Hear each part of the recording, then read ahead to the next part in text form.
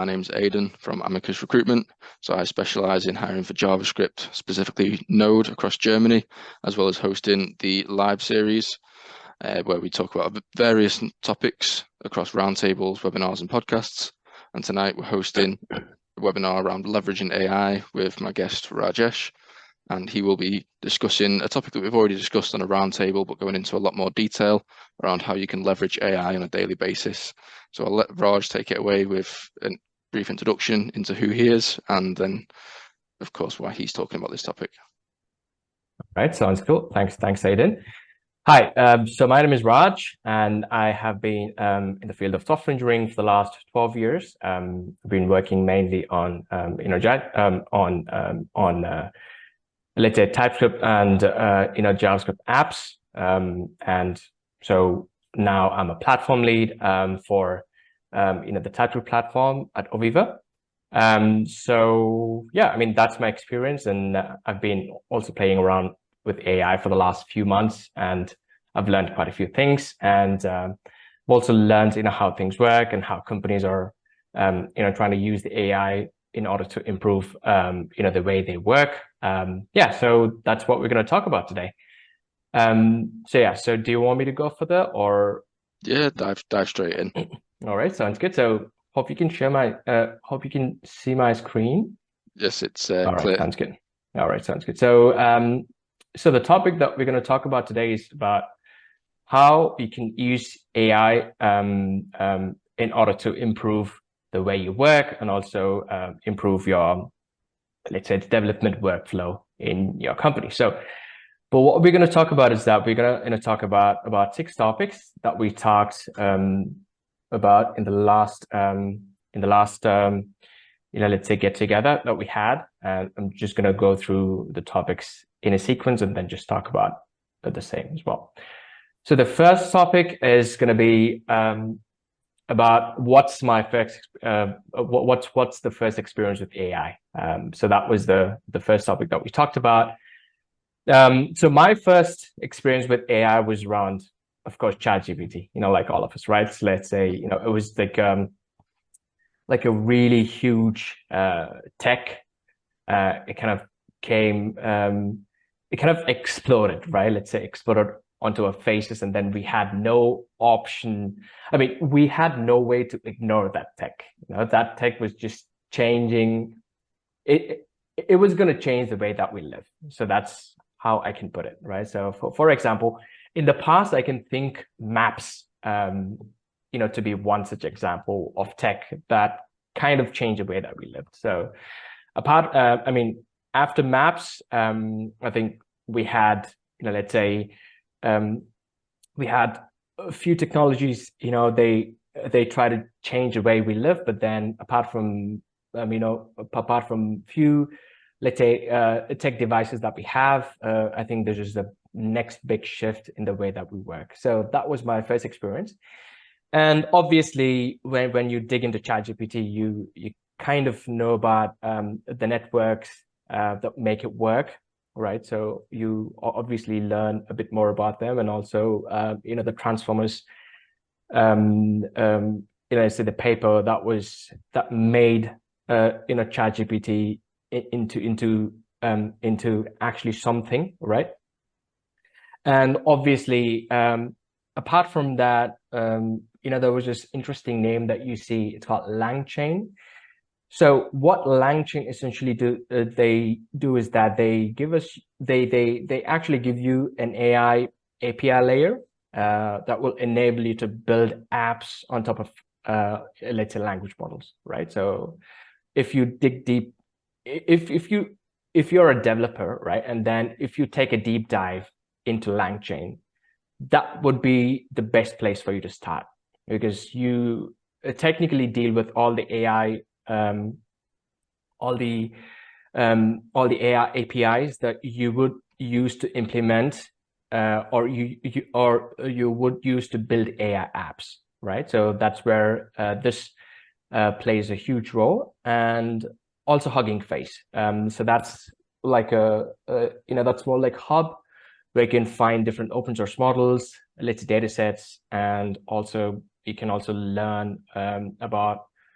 I mean, you can also learn about all the new types of let's say language models, and also text and also other, let's say, text to image transformers and all that stuff, right? So you can learn a lot about them in the Hugging Face let's hub. But of course, the last experience would be around this person called his name is Andrew Karpathy.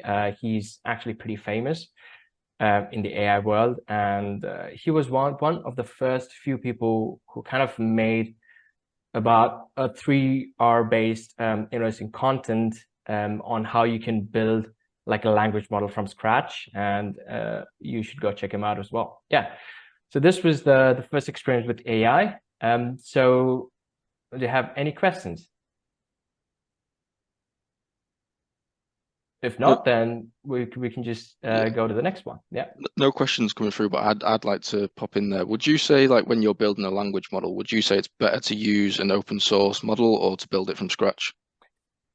I think I mean, of course, I would advise any company, but I mean, of course, if you don't really plan to build something huge, just use a ChatGPT. Just use use a close model, let's say, for OpenAI. I mean, that the OpenAI gives you. If you are planning to build for a really heavy traffic, then just pick an open source model.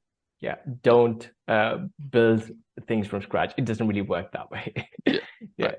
It's like a huge time expense. Yeah, I would say. Fair enough. Thanks for answering that. Cool. Let's talk about the next item that we talked about. So how can you make informed choices around AI? So this is a really interesting topic.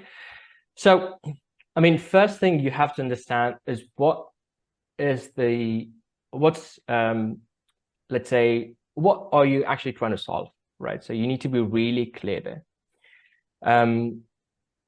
And it doesn't really, I mean, so if you are really clear about that, then you can choose the path that you would like to go to. For example, if you are, let's say, like an app, let's say Canva, right? I mean, of course, you guys know about Canva, right? So they are a place for you to build 2D images, right? Let's say you actually drag and drop, and then you build your let's say you build the things on like a canvas. So if you want to include AI in that app, then you would typically look into an image transformer, right? Let's say you have to convert what someone wants into like an image. So that would mean that you would typically involve like a stable diffusion it's a service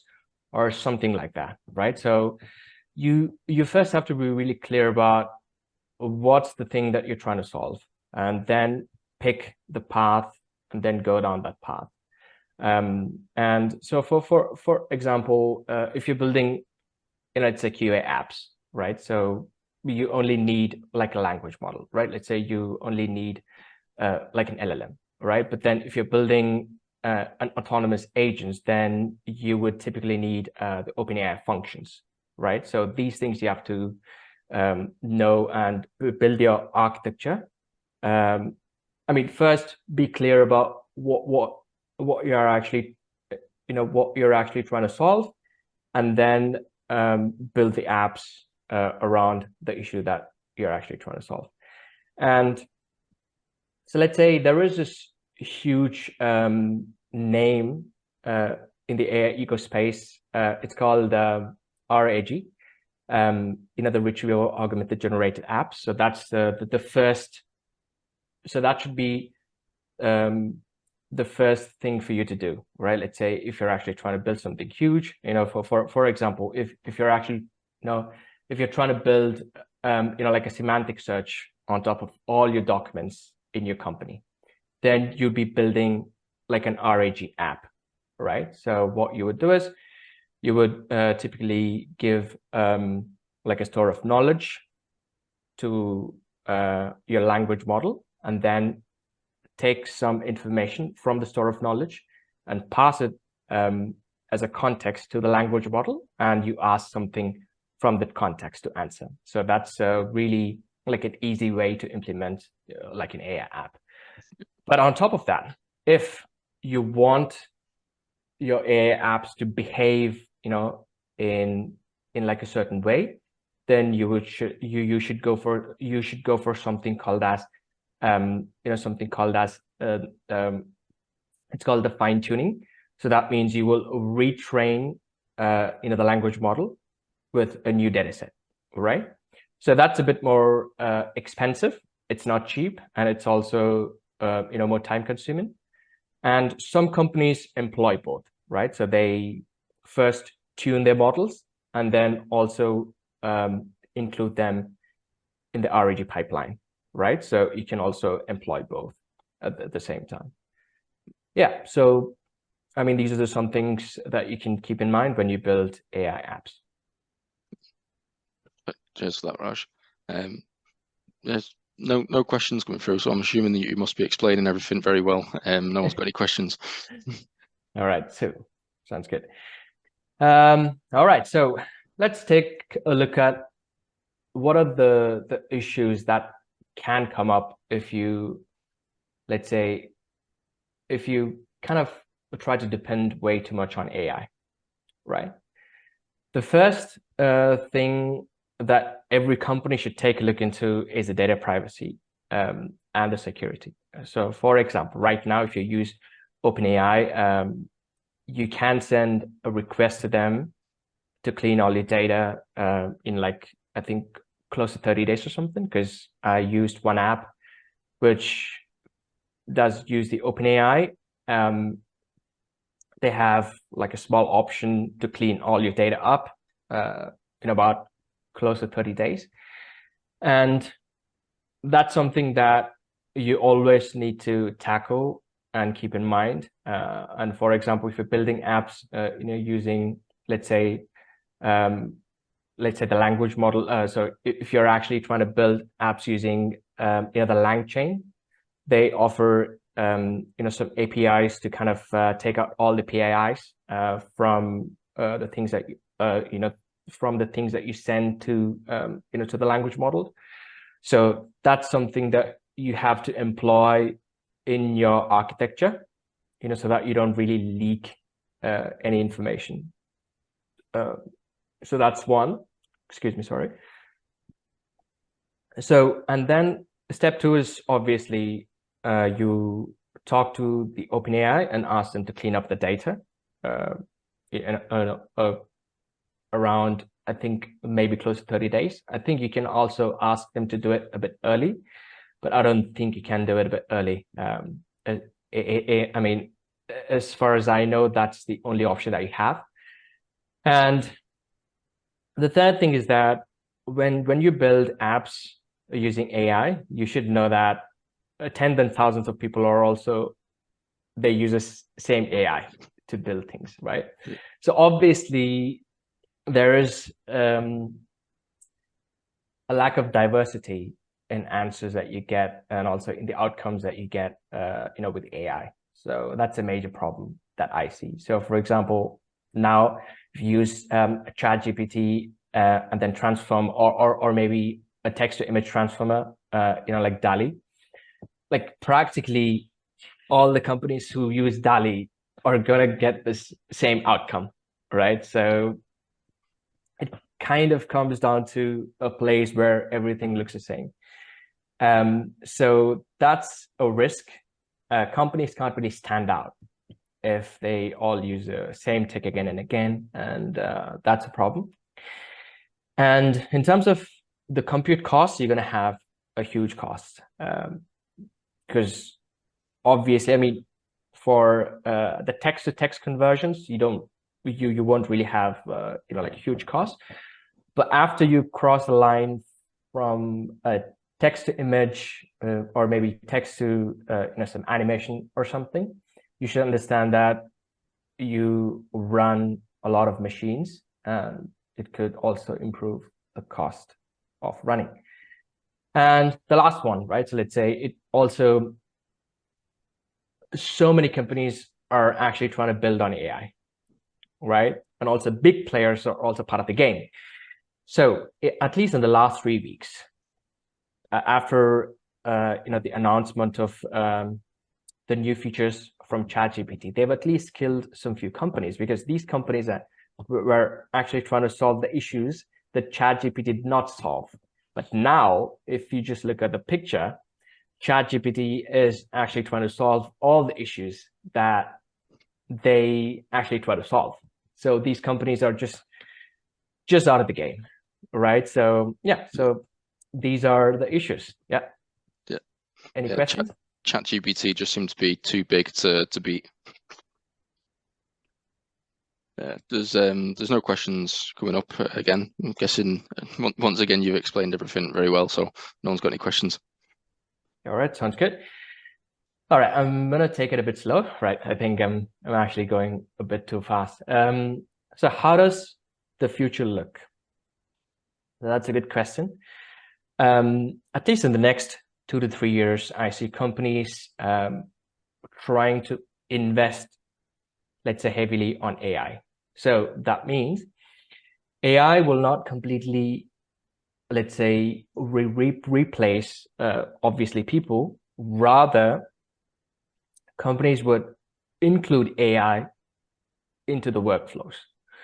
So for example, to send an email, right? So you don't really need like an extra person to do that. Rather, you can just talk to AI and then instruct it really clearly to to send an email, right? So that's one good example. And also, some companies will just reap the advantages of including AI into the workflows, because it might just accelerate them to 2 to 3x, and it should be like integral part of every company. So companies that don't really hop onto this AI train will be left behind in the next 3 to 5 years. That's like inevitable, right? It's actually really simple. It's actually, let's say, having an extra man force. It's like if you could technically imagine it in a way that about 2 times more people are actually trying to work for you, right? It's like it just expands the manpower in the company. So that's what it does. Yeah. And in terms of the software engineering, things might change pretty rapidly, would say. So I think first we will deal with the code generation. First, we will just use the AI tools for the code generation. So a really good example that I can give you is that you can just plug the Figma to an AI tool, and then ask it to build the thing that it sees on the Figma into code. It can easily do that. So I think we already have some 2 to 3 tools that actually do that really I think really well, right? I've actually tried one such tool. It's called Locify AI. You guys can also go check it out. It's actually a really nice tool. And yeah, so it's just like a car company, right? Let's say that's a really good example that I can give you, right? So let's say you still have people in car in the car companies, right? So let's say you'd still need people, but then those people work with large machines, right? So that's how let's say software industry is going to turn into. We will work with AI, but then our job is just to kind of let's say guide the AI to do like a certain task. Yeah. Any questions? Again, no questions coming through, but with that code generation, how accurate is that? Like, how well written is the code when you use AI for that? Yeah, so that's a really good question. So I think from what I've seen is that if you kind of give the instructions really clear, let's say take it, step by step, it's actually fairly accurate, I would say. Close to 95% of the time, it kind of gives you what you want. But the thing is that you'll have to patiently guide it through what you want. That's the main thing. Yeah, there. Yeah. That sort of comes back to like the thing of everyone thinks AI is taking over, but it actually still requires someone to tell it what to do. So it's all that thing of thinking that AI is going to take the job, but actually it's just going to make people's jobs a bit different. Exactly. Yeah. So right. Cool. Exactly. So let's talk about another topic that we talked about. So it was how I use AI, let's say outside my work. So what I've been doing is that I make some content on YouTube, right? Let's say what I do is that I build apps, and also I talk about, let's say, how to build these apps, right? So what I do is I've built a few apps to talk to your PDF and then to talk to your HTML documents and all that stuff. So you can go check it out on my channel. And on top of that, I'm also trying to use like a code generation tool. It's called V0. And what it does is you give like a text prompt, and then it's going to make a component for you, right? So that's an interesting tool. And what you can do is you can also change the things that it kind of gave back to you, right? Let's say it kind of gives you, like a dashboard. You can just simply go click on the items and then just change the color of the, some text and all that stuff. So it's actually really interesting. So that's what I mean by AI is going to kind of change the way that we work. It's going to take you a bit hands off, but also you need to know all the technicalities to work with the AI, right? Yeah.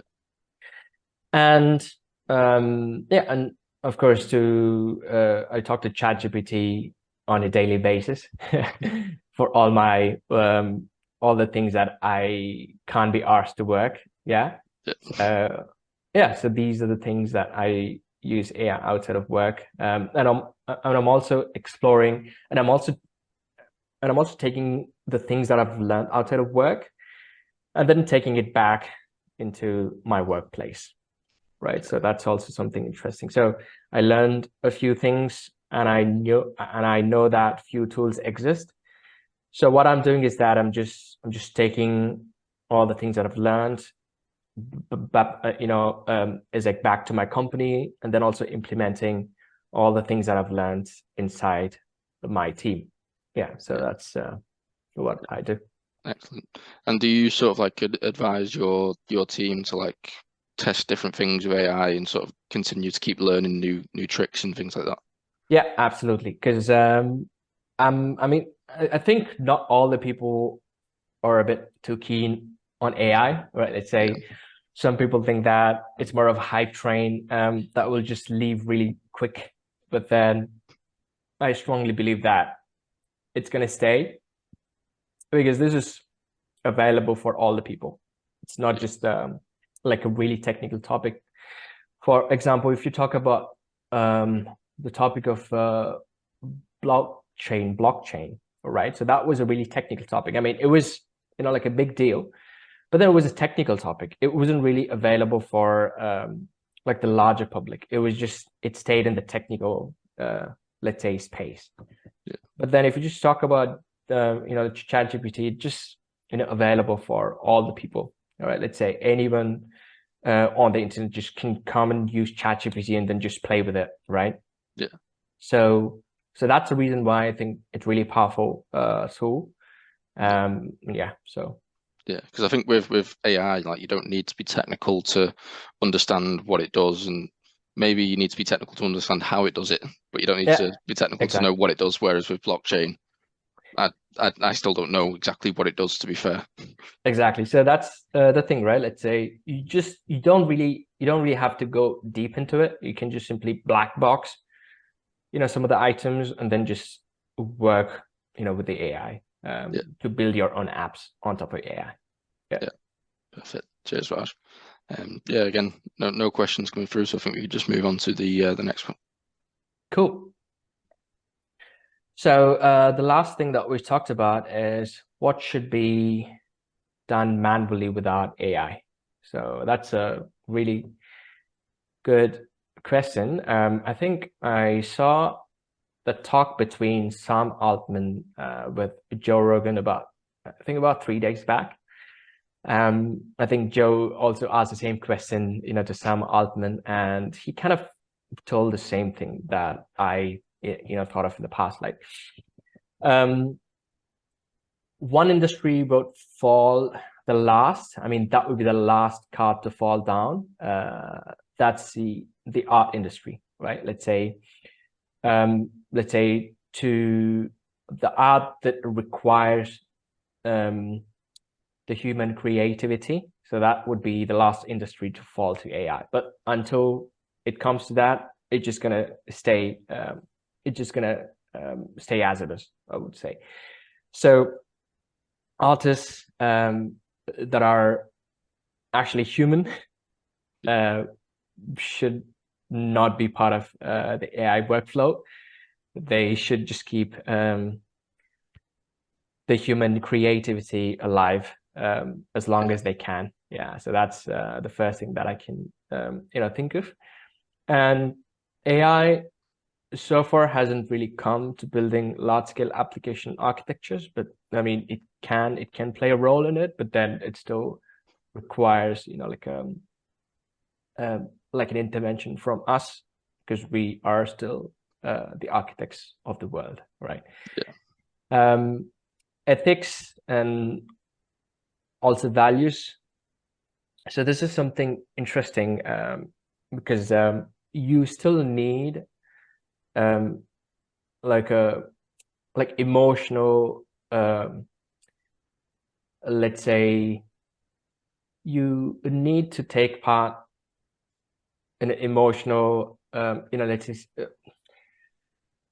don't know pool.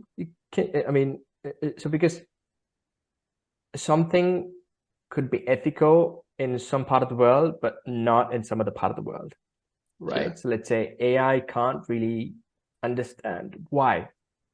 So ethics and also values should not be part of the AI. Let's say that should still stay with us, Yeah. And also I mean the last one is, let's say, the lawmaking, right? So laws can change, and it's actually made for the people and not for the machines. So yeah, so that should stay with us as humans. Yeah, especially because the future is going to be AI driven, so we need to sort of make the most of those things that are human. Yeah, absolutely. Like a lot of those come down to things such as empathy, like justice system and law. Not everything's black and white with that. Exactly, because as you can see is that, I mean, if you just take a look across the world, some things are actually, let's say, I mean, you can do some things in some countries, but then you can't really do some things in some other countries. So it kind of changes from a country to a country, and then you can't really ask why, because that's what the people want. And why? I mean, that's what they've always done from the past. Why? I mean, because you can just keep asking and then just peel layers off and then go deep, but then you will not reach a place, as to why that something is done yet. Yeah, because it doesn't have the understanding. Do you think that it could get to a point where AI might have that understanding, or do you think that that's an impossible reach? From what I can see, yeah, I mean, it could reach a place where it may reach, but then not anytime soon. But then it'll, just happen, right? Let's say, just like how we have an iPhone, right? Let's say from the first iPhone to the iPhone 15, you can see a large difference. But then every year they just made an update, so you don't really see the change happening Yeah. from one iPhone to the next, because it doesn't really seem as much, but then it will reach, it will reach, like a certain place where you would obviously see that Yeah. AI can do some things, obviously, let's say, more obviously better, than humans. Yeah. Yeah, but not everything. Exactly. Yeah, perfect. Yeah, again, no questions coming through. I guess, everything's just being explained very well. All people are maybe feeling shy. I don't know. Like, how many people are there? I mean, can you at least? Yeah, there's a fair few. I can't see the exact number. But yeah, Okay. no one's asking any questions. All right, sounds good. I think that's pretty much it. So these were the 7 topics that we talked about. So maybe, what do you want me to talk about? Yeah, so I suppose in terms of like AI, what are you? I mean, if you can talk about it, I know that you can't always talk about products that you're building, but what are you using for AI at the moment? Yeah, so that's a good question. So there is this interesting tool, called, I mean, it's a development environment, right? Let's say it's just an IDE that I use to build my code, and it's called cursor.so. It's called cursor.so. So it's an AI-based fork of the VS Code, right? So let's say you have the VS Code, it's a tooling, but then this is like a fork of that code. And what they've done is they've just built, they've just rebuilt it as an RAG app. As I said, right? It's an RAG app. What it does is it can just code with you, right? You can just simply, in the code, in the environment, you can just click on, let's say Command K, and then it'll just open a small chat. And in the chat, you can just simply type things. Hey, make a login form for me. And it'll just, they make that for you. And also what it does is on top of that, it can also read the documentation of a certain, let's say, library documentation that you have, and then store the information, on a local environment as well. So it can do a lot. Yeah. So that's the main tool that I'm using right now. And I think you still have to pay. Yeah, you can use your ChatGPT 3.5 key to work with it, but it's more, it's advisable to buy their plan, because it's going to be cheaper for you. Yeah. I think you have to pay about 20 euros per month. Just the same amount that you pay for ChatGPT 4, and it just works really great. Yeah. Perfect. So that's tool number 1. And of course, the tool number 2 is LangChain. It's an AI, it's an AI API, let's say, framework, you could call it.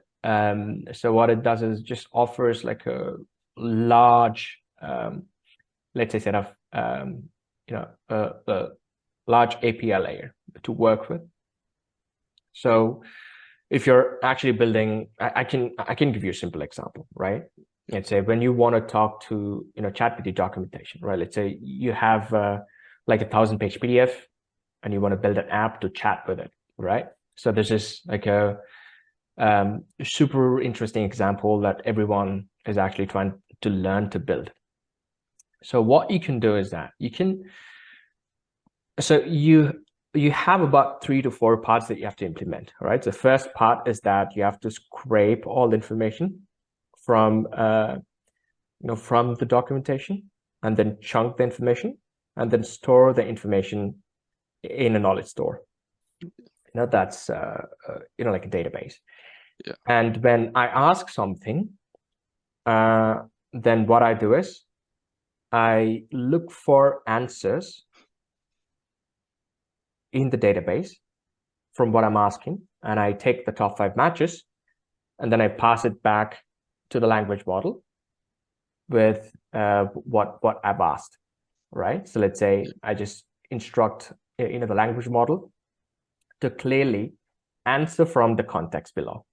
If not, say you don't know, right? Yeah. So this whole like 4 to 5 different operations are done under one roof. So LangChain basically gives you that.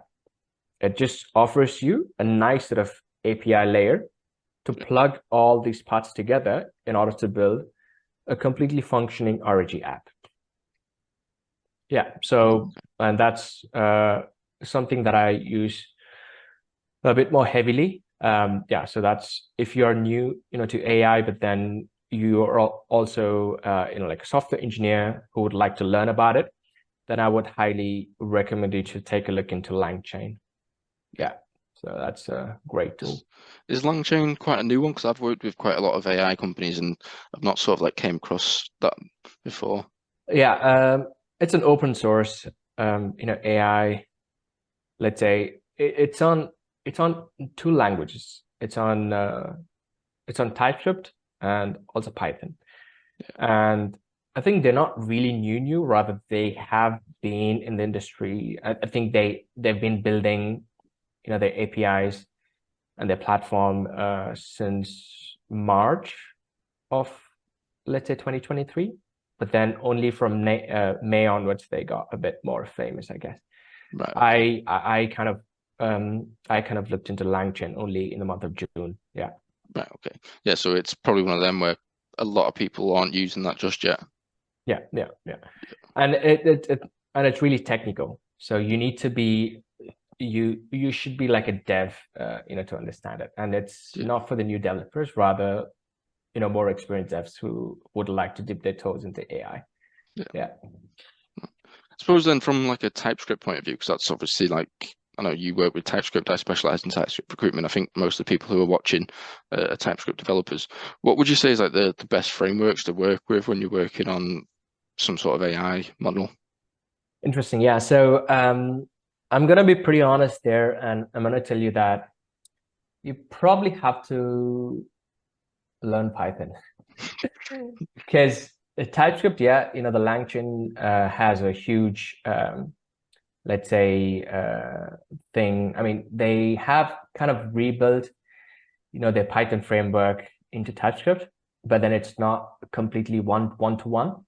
Rather, they have about close to 75% of what they have on the Python onto TypeScript, right? Let's say they haven't really done like a complete rework of all the APIs that they have.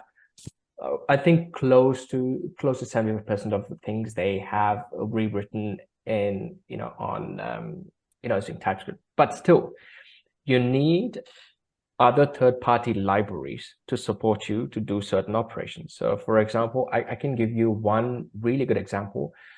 There is a really interesting like a data scraping library. It's called unstructured.io. So they have amazing libraries. They've got, I mean, they got so big in the last 2 years that now they did an A funding close to 25 mil, right? So they got that big. So it was just a really simple library, Now they're going to get big as well.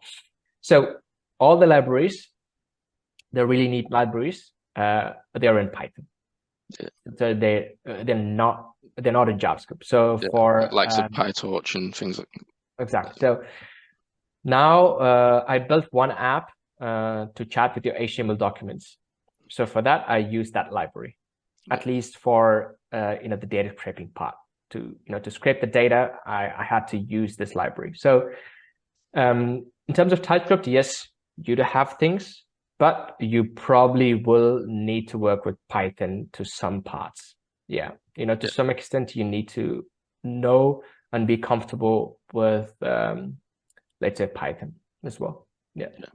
Okay, so would you say that Node doesn't really work for language models, or would you just say it's No, maybe like more difficult? It actually works. I mean, to most part, it works. But let's say you have like a complex use case, and imagine you may not, let's say, find the right library or the API in the TypeScript ecosystem, then you'll have to fall back to Python. So you should be comfortable with that. Right. Okay. Yeah. So just be a bit more like being prepared to go to that rather than like you need to go to that straight away. Exactly. Yeah. Yeah. So, I mean, just, keep in mind that you may not find all the answers that you're looking for in the TypeScript ecosystem. So you may have to fall back to, the Python ecosystem to build some things that you want to build. Yeah. Yeah. Would you say that that's like a good reason for developers always to have more than one language? Because I've always came across times where someone's had to learn like another language and it's not gone well because they've worked with TypeScript for 10 years, then all of a sudden they have to learn Golang and it sort of just throws them off a bit. Yeah, yeah, absolutely agree there. So what I would say is that, I mean, of course, you don't really have to be really good in more than more than for one single language, right? So let's say for one language you'll have to be a master. In the second language you can just be, like an intermediate, right? Yeah. You don't really have to know like entire thing on how to work with the other language, rather just be like an intermediate in that language. Yeah. Yeah. Okay. Yeah. Excellent. Yeah, I think to be fair, we can probably just sort of wrap up here. We've covered like the topic that we were discussing. I was hoping some people would have some like questions, but obviously nothing's came through. So I think everything's just done really well. You've obviously covered the topics really well there, Raj. So cheers for that. Cheers, Aidan. It was really good to talk to you Yeah. about all these topics. I think it's my first talk, I guess, in a really long time. So that's the reason why I'm not really sure if I've made things a bit clear. But yeah, Yeah. but I think I've actually learned a few things on Yeah. how to speak and when to take a pause, and all this stuff. Yeah. Yeah, I think you've done well, and I've learned a bit about AI as well. So cheers for that. Obviously, Cheers, I'm mate. not technical, so some of it's gone over my head, but I've learned a bit. Cheers. No worries. But yeah, I think we'll wrap up there. And thanks again, Raj, and yeah, thanks everyone for attending. Cheers, mate. All right, Cheers. bye-bye.